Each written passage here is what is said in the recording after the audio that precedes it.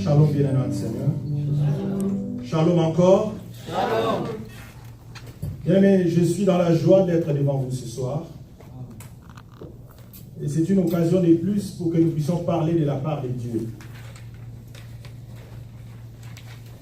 Autrefois, dans des occasions pareilles, on allait avoir la musique mondaine, les gens allaient danser, et puis les gens allaient boire. Amen, amen. Amen. Mais aujourd'hui que nous sommes enfants de Dieu, nous devons faire les choses conformément à la parole de Dieu. Nous savons tous les circonstances qui nous réunissent ici. En fait, c'est à l'issue d'un deuil que nous voulons prêcher ce soir. Après un temps de deuil, bien-aimé, il est venu le moment de clôturer ces deuils. Amen, amen. Amen. Et nous ne sommes pas venus prêcher les morts, Amen. mais nous sommes venus prêcher les vivants. Alléluia. Amen.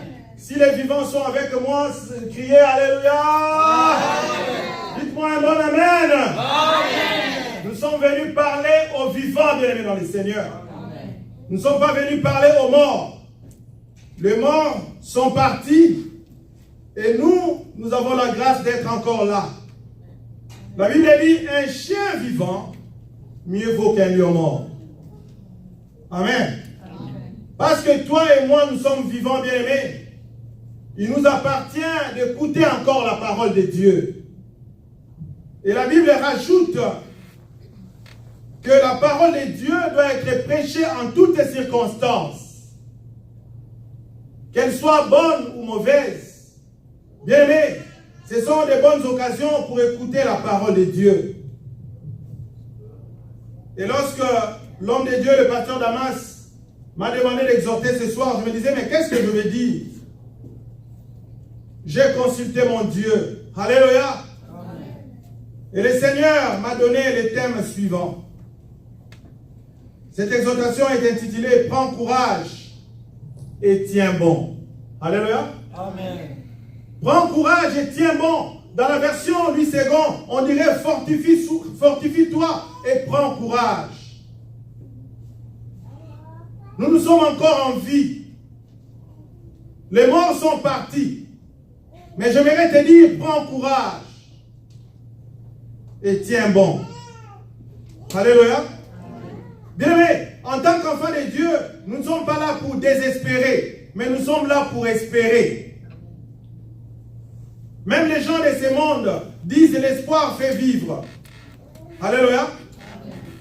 Si tu vis, tu as de l'espérance, dit la Bible. Nous allons lire dans Josué. Josué, nous sommes dans Josué, chapitre 1er.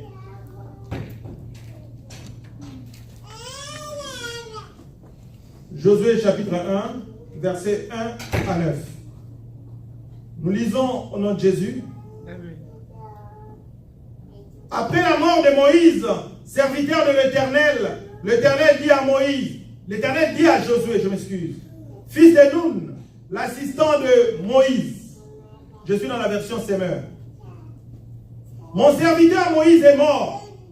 Maintenant donc, dispose-toi à traverser le Jourdain avec tous ces peuples pour entrer dans le pays que je donne aux Israélites, comme je l'ai promis à Moïse. Je vous donne tout endroit où vous poserez vos pieds. Votre territoire s'étendra du désert jusqu'aux montagnes du Liban et du grand fleuve, l'Euphrate, à travers tout le pays des Hittites, jusqu'à la mer Méditerranée à l'ouest. Tant que tu vivras, personne ne pourra te résister. Car je serai avec toi comme j'ai été avec Moïse. Je ne te délaisserai pas et je ne t'abandonnerai pas. Prends courage et tiens bon. Dis à ton voisin, prends courage et tiens bon. Car c'est toi qui feras entrer ce peuple en possession du pays que j'ai promis par serment à leurs ancêtres de leur donner. Simplement, verset 7. Prends courage et tiens bon pour veiller à obéir à toute la loi que mon serviteur Moïse t'a prescrite. sans t'en écarter ni d'un côté ni de l'autre. Alors tu réussiras dans tout ce que tu entreprendras. Aie soin de répéter sans cesse les paroles de ces livres de la loi. Médite-les jour et nuit, afin d'y obéir et d'appliquer tout ce qui y est écrit. Car alors tu auras du succès dans tes entreprises. Alors tu réussiras. Je t'ai donné cet ordre. Prends courage et tiens bon. Je reprends. Je t'ai donné cet ordre. Prends courage et tiens bon. Ne crains rien et ne te laisse pas effrayer, car moi, l'Éternel, ton Dieu, je serai avec toi pour tout ce que tu entreprendras.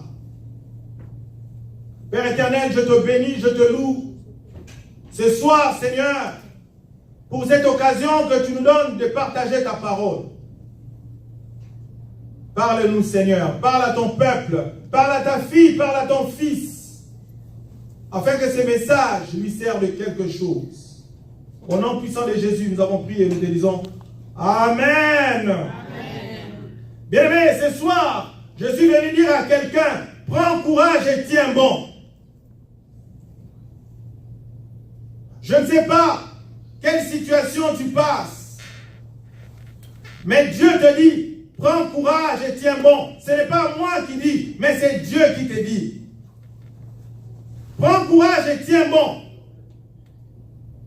Lorsque je reçus cette révélation, j'étais content moi-même parce que le Seigneur m'a fortifié. Prends courage et tiens bon. Bien aimé, si vous lisez toute la Bible, vous allez voir qu'il y a un temps pour naître et un temps pour mourir. Les enfants d'Israël sont arrivés en Égypte par Joseph. Joseph était vendu en Égypte.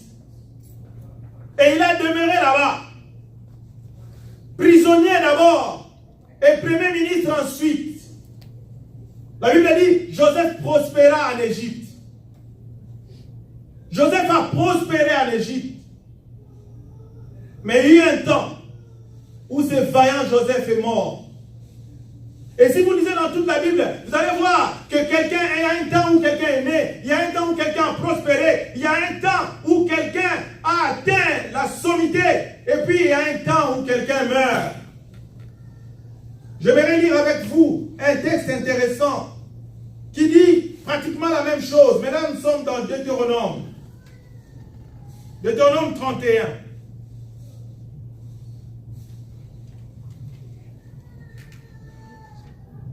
Deutéronome 31, verset 1. Pratiquement le même texte. Mais écoutez ce qui se passe dans ce texte, c'est merveilleux. Deutéronome 31, oui, j'y suis. Deutéronome chapitre 31, verset 1er jusqu'au verset 8. La Bible dit ceci. Moïse adressa à tout Israël le discours suivant. C'est Moïse qui parle. Moïse adressa à tout Israël les discours suivants. J'ai maintenant 120 ans. Je ne pourrai plus marcher à votre tête. Je ne pourrai plus marcher à votre tête. L'Éternel m'a dit que je ne traverserai pas le Jourdain que voici. Le vaillant Moïse fait un discours d'adieu. L'Éternel, votre Dieu, marchera lui-même devant vous. Il détruira devant vous les nations qui habitent là-bas pour que vous puissiez prendre possession de leur pays. Et c'est Josué qui sera à votre tête, comme l'Éternel l'a déclaré. Verset 4. L'Éternel les détruira comme il a détruit Sion et Og, roi des Amoréens, ainsi que leur pays. Il vous donnera la victoire sur ces nations et vous les traiterez exactement comme je vous l'ai ordonné. Verset 6. Prenez courage, tenez bon, ne craignez rien et ne vous laissez pas effrayer par eux, car l'Éternel votre Dieu marche lui-même avec vous. Il ne vous délaissera pas et il ne vous abandonnera pas. Bien, mais je vais dire ce soir, Dieu ne te délaissera pas et Dieu ne t'abandonnera pas. Amen. Dieu n'abandonne pas ses enfants. Dieu est fidèle. Lorsque la Bible dit que Dieu est fidèle, il est réellement fidèle. Dieu ne t'abandonnera pas. Ne regarde pas ta souffrance, ne regarde pas tes problèmes, mais regarde devant, regarde ton Dieu. Il fera de grandes choses. Bien aimé, moi je ne regarde pas aux échecs. Moi je ne regarde pas aux moments difficiles. Du reste, les moments difficiles appartiennent au passé. Moi je regarde devant. Alléluia. Bien aimé, je voudrais dire à quelqu'un, quel que soit le problème qui t'arrive, bien aimé, ne regarde pas à ton problème. Ton problème appartient au passé. Toi, regarde devant. Et continue la marche. Les Congolais disent ma bende liwa. Alléluia.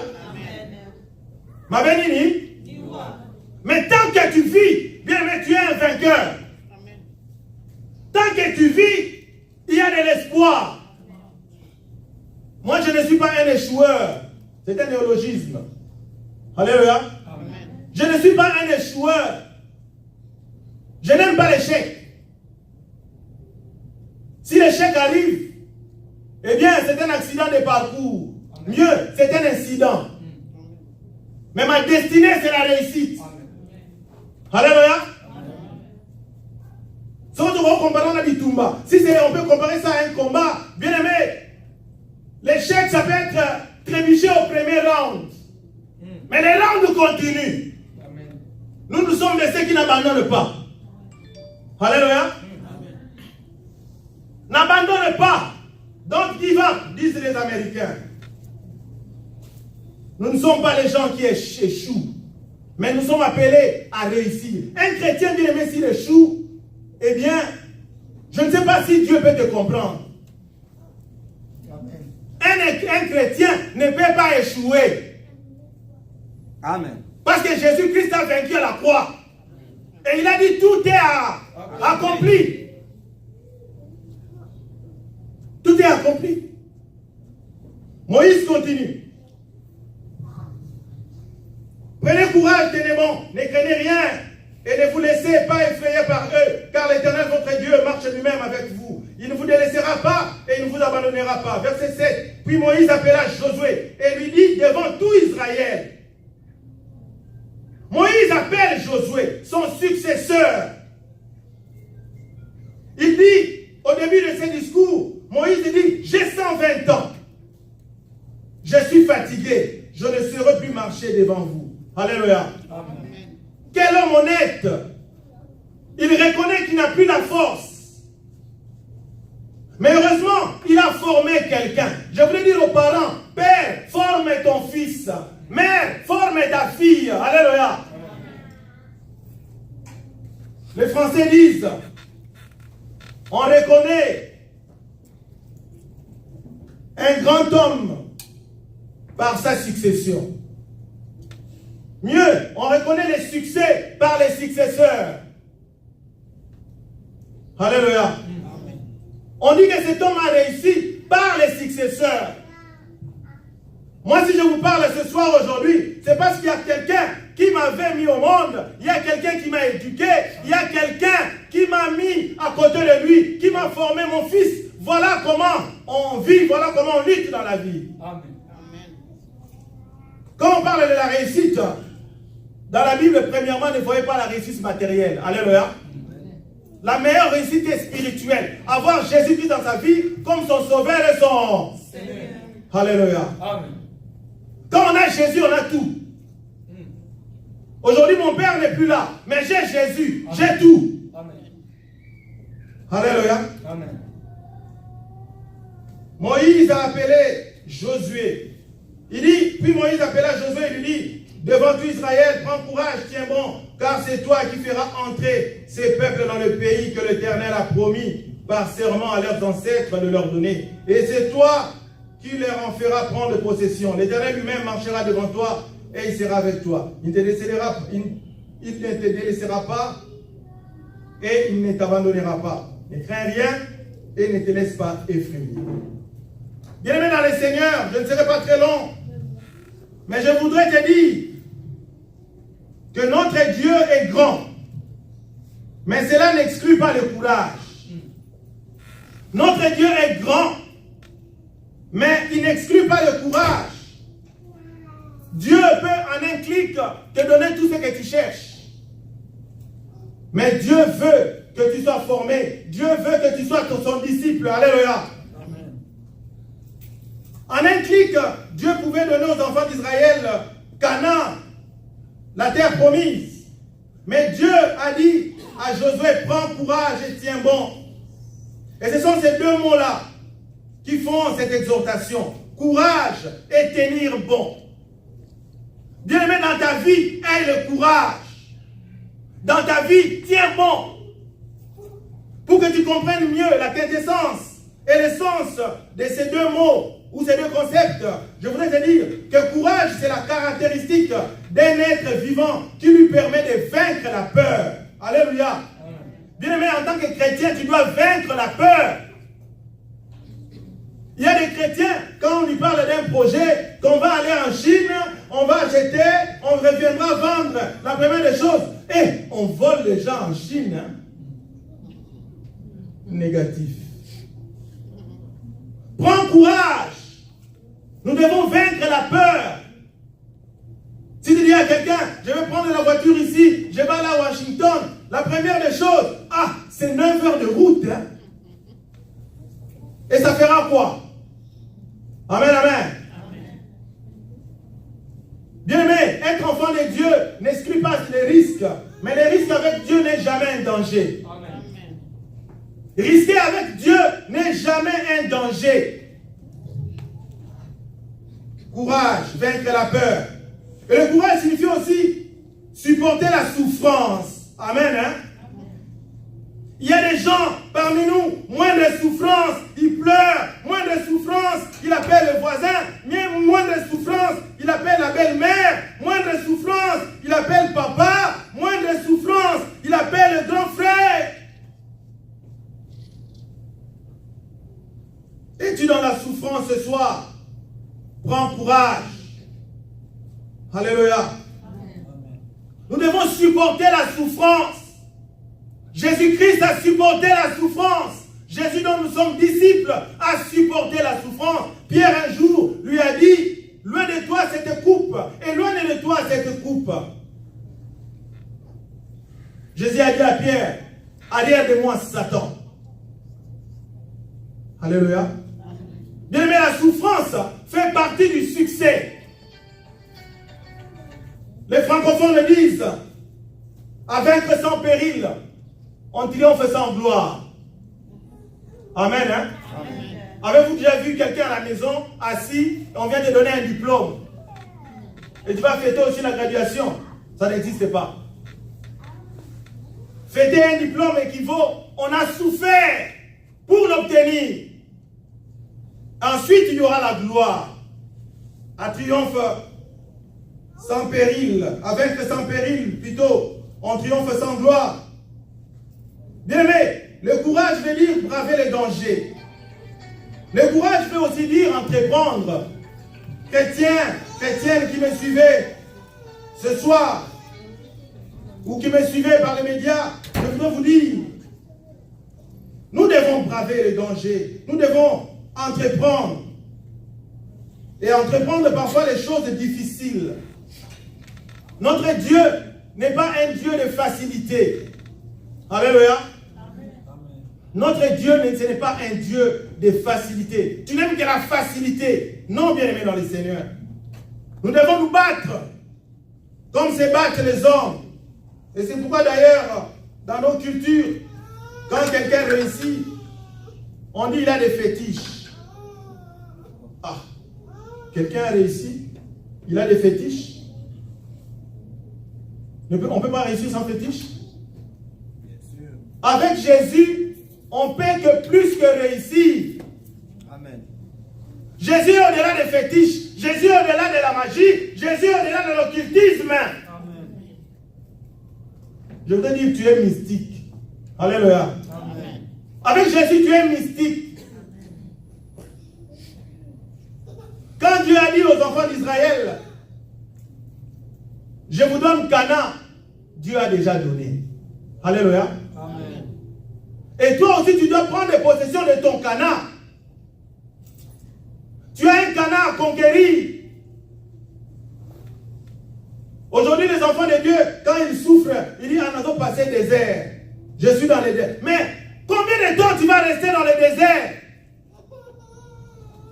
La Bible dit, Dieu a dit à Moïse, pour traverser le désert et aller au Canaan, c'est 11 jours. Alléluia. Vous allez marcher pendant 11 jours et vous irez à la terre promise. Bien aimés, ils n'ont pas marché 11 jours, ils ont marché 40 ans. À cause d'eux-mêmes. Bien aimé, à cause de toi-même, tu peux marcher 40 ans. Parce qu'il faut être à l'écoute de Dieu. Dieu nous parle et nous ne saisissons pas. Dieu nous parle dans des songes, nous ne saisissons pas. Dieu nous parle par sa parole, nous ne saisissons pas. Dieu nous parle par le voisin, nous ne saisissons pas. Comment veux-tu que Dieu te parle encore? Dieu te parle. Même ce soir, Dieu est en train de parler. Je ne sais pas ce que tu traverses, mais je te dis, prends courage pour cette décision-là. Prends courage. Mais cette décision doit venir de Dieu. Alléluia. Et tiens bon. Je fouillais pour savoir, tenir bon, ça signifie quoi? C'est merveilleux. Bien aimé, écoutez, ce que tenir bon signifie. Ne pas céder. Rester ferme. Résister. Alléluia. Est-ce que les enfants de Dieu restent fermes? Est-ce que les enfants de Dieu de nos jours résistent? Tu poursuis un objectif. Est-ce que tu tiens le coup? C'est ce que ça veut dire. Est-ce que tu tiens le coup? Si vous lisez Psaume 90, verset 10, la Bible dit, le jour de nos années s'élève à 70 ans, et pour le plus robuste, à 80 ans. Les jours de nos années s'élèvent à 70 ans, dit la Bible. Et pour les plus robustes, donc les plus résistants, c'est à 80 ans. Bien aimé, les minutes comptent. Alléluia. Nous, Africains, j'ai eu un professeur qui nous disait, pour les Européens, les Occidentaux, le temps est rectiligne. C'est-à-dire, le temps, c'est en forme d'une droite. C'est comme la ligne de temps. Le temps passé ne revient pas. Mais pour les Africains, leur concept du temps, c'est quoi? C'est un concept cyclique. L'obipé mon col. Alléluia. Ah non, je ne ferai pas ça aujourd'hui. Je ferai ça demain. L'Africain pense que le temps revient. Il est cyclique. Bien aimé, loin de là. Le temps s'échappe. Si tu n'as pas fait quelque chose dans le temps, tu ne le feras plus jamais dans ces temps-là. Amen, amen. Amen. Donc nous devons racheter les temps. C'est la Bible qui le dit. Car les temps sont mauvais. Rachetons le temps. Courons, faisons vite. Parce que l'homme ne vivra que de 70 ans. Et pour le plus robuste, 80 ans. Mais cela n'exclut pas que Dieu te fasse grâce. Alléluia. Amen. Mais si Dieu te donne la vie jusqu'à 120 ans, est-ce que auras-tu encore la force? Tu deviendras peut-être dépendant. Pas plus tard qu'avant-hier, ma fille, Grace, qui a 7 ans, me disait, papa, quand tu seras vieux, tu vas commencer à habiter où? Les enfants sont curieux et merveilleux.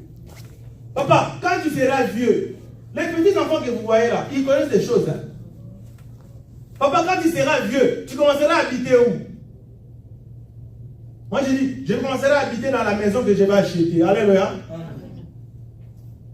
Et puis, elle était contente, elle est partie. Bien, mais sachez que le temps, c'est notre, comment je peux dire, le temps, c'est notre allié, mais le temps est aussi notre ennemi. Le temps est votre allié si vous prenez le temps positivement, si vous rachetez le temps, si vous faites des projets, si vous réfléchissez.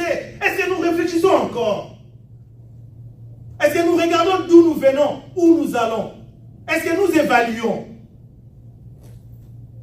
Mais le temps deviendra notre ennemi si on ne prend pas le temps de réfléchir. Si on ne prend pas le temps d'évaluer, le temps deviendra notre ennemi. Et Psaume 90 poursuit. Et l'orgueil qu'ils en tirent n'est que peine et misère, car il passe vite et nous nous envolons. Bien aimé, la vie passe très vite. surtout ici aux États-Unis. Le temps passe trop vite. Le temps que vous clignez les yeux, vous êtes déjà vendredi. Vous clignez les yeux, vous êtes mardi. Vous clignez les yeux, vous êtes dimanche. Et vous n'avez même pas eu le temps de faire ce que vous deviez faire. Jacques 4, 14, rapidement, nous dit ceci. Vous qui ne savez pas ce qui arrivera demain. Car qu'est-ce que votre vie? Vous êtes une vapeur qui paraît pour un peu de temps et qui ensuite disparaît. Bien aimé, c'est vrai que nous avons l'obligation de réussir matériellement aussi. Mais je vous exhorte à réussir surtout spirituellement. Alléluia. Parce qu'un jour, je me rappelle, Pierre était avec Jésus. Pierre a dit, Seigneur, nous avons tout quitté et nous avons suivi. Jésus l'a interrompu et a dit, il n'y a personne qui a tout quitté, qui a quitté sa famille, qui a quitté ses terres, qui a quitté ses proches, qui a quitté ses enfants et m'a suivi, qui ne reçoivent au centuple dans ces siècles-ci. Et dans les siècles à venir, la vie éternelle. Bien-aimés, ne manquez pas la vie éternelle. Nous s'aimons ce soir pour la vie éternelle, parce que la vie sur terre passe trop vite. Dernièrement, j'étais avec Papa Kassomo à la maison, lors du deuil. Et je lui disais, quand j'étais jeune, aux années 81, j'étais toujours souvent à côté de mon père. Il était jeune à l'époque. En 81, mon père avait 41 ans. Alléluia. Et moi, j'étais au CO. Ceux qui ne connaissent pas, c'est les cycles d'orientation. Et je m'asseyais derrière la maison avec lui. Et il parlait, j'écoutais ce qu'il disait. Ça paraît comme si c'était hier. Mais il y a de cela très longtemps. Alléluia. Bien-aimés, le temps sur la terre passe vite. C'est pourquoi nous devons faire le bien, rien que le bien, car le bien nous précédera dans les cieux, dans le royaume des cieux. Et quand nous partirons dans la félicité de Dieu, nous serons escortés par nos œuvres et par les anges.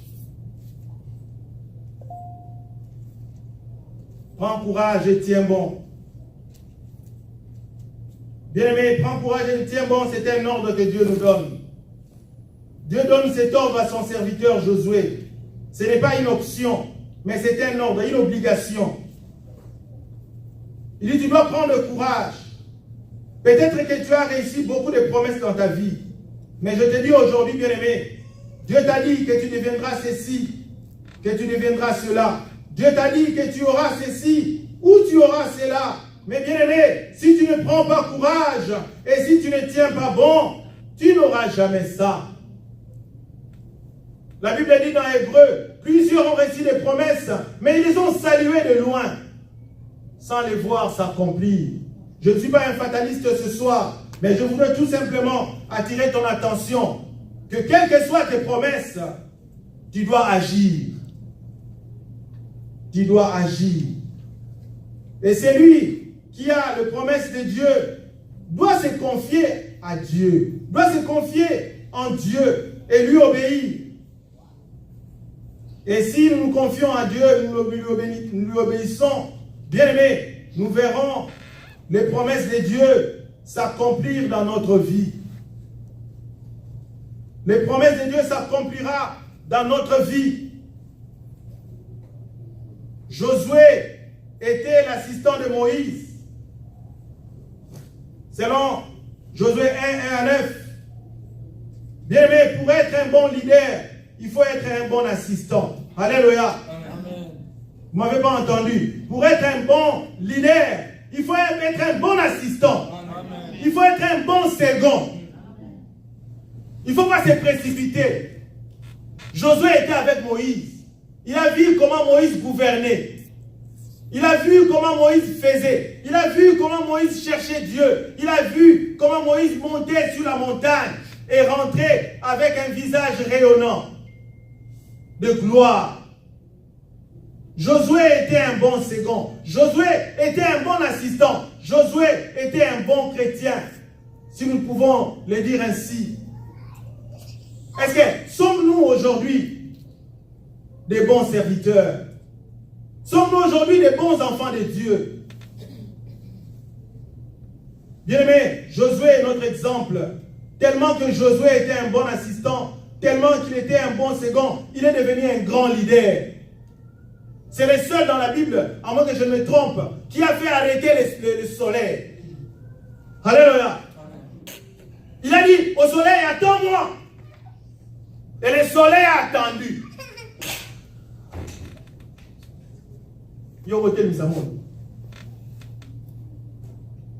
Josué a fait arrêter le soleil parce que Josué a appris au pied de Moïse. De nos jours, on assiste aux pasteurs. Beaucoup de pasteurs sont nés sans père. Mais les Français disent, quand il n'y a pas de père, il n'y a pas de repère. Alléluia. Même à l'ancien temps de nos ancêtres, ils faisaient la chasse, ils faisaient les champs. Moi, j'ai eu la chance d'aller au champ avec mon grand-père. Il me montrait des petites astuces. Il montrait toujours. Un jour, j'ai vu mon grand-père planter un palmier. Mais il était déjà âgé. J'ai dit, grand-père, tu plantes un palmier, mais tu n'en retireras pas les fruits. Écoutez ce qu'il m'a dit. Mon petit-fils, moi quand je suis né, j'ai mangé aussi les noix de palmier. Alléluia. En partant, je dois aussi en laisser. Bien, mais tu dois laisser les palmiers que les autres vont manger. Dites amen avec moi. Amen. Bien, mais nous devons investir, même si nous sommes âgés, pour que vos enfants en jouissent.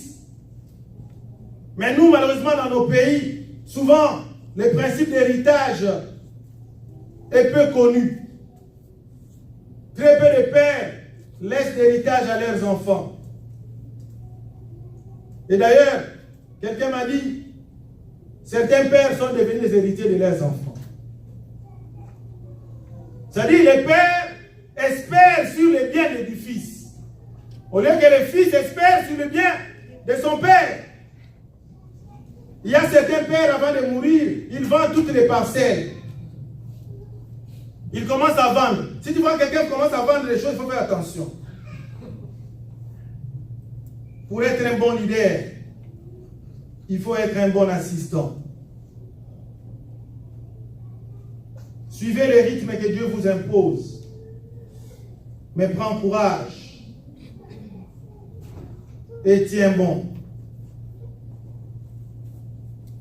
Pour terminer, bien aimé dans le Seigneur, les promesses de Dieu ne tarissent jamais. Ce que Dieu dit, il les réalise. Dieu a promis aux enfants d'Israël que vous entrerez à Canaan. Malgré la mort de Moïse, Dieu a tenu ferme. Dieu a rappelé cela à Josué. Parce que les promesses, ce n'étaient pas les promesses de Moïse, mais c'était les promesses des enfants d'Israël. As-tu une promesse de Dieu ce soir? Cela se réalisera au nom de Jésus. Amen. Ah bien aimé, tu n'as pas la foi. Ça se réalisera au nom de Jésus. Amen. Si tu as la promesse, tu dois aussi avoir la foi. Si tu as la foi, il y aura la grâce. Amen. Amen. Les promesses de Dieu ne sont pas faciles. Elles demandent que vous soyez aussi courageux. Elles demandent que vous puissiez résister. Dieu s'est adressé à Josué. Mais ce soir, bien-aimé, Dieu s'est adressé à vous et moi. Il nous a dit, prenez courage et tenez bon. Être chrétien ne veut pas dire qu'il n'y aura pas d'efforts. Il y a des efforts à faire. Il y a des efforts à faire. Je ne voudrais pas dire tout du haut de cette chair, mais vous connaissez les efforts que vous fournissez dans ces pays ici. Parfois même, au pays dont nous sommes originaires, vous ne faisiez pas de tels efforts. Ici, il neige. Mais vous vous réveillez très tôt le matin.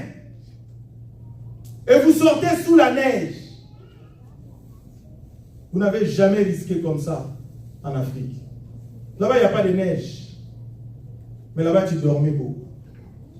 Bien-aimé, je clôture en disant, prends courage et tenez bon, tiens bon. Parce que la promesse que Dieu vous a donnée, c'est réalisera.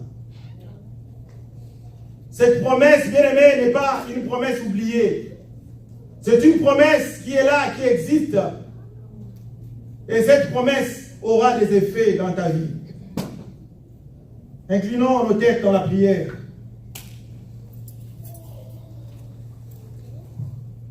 Éternel Dieu, nous te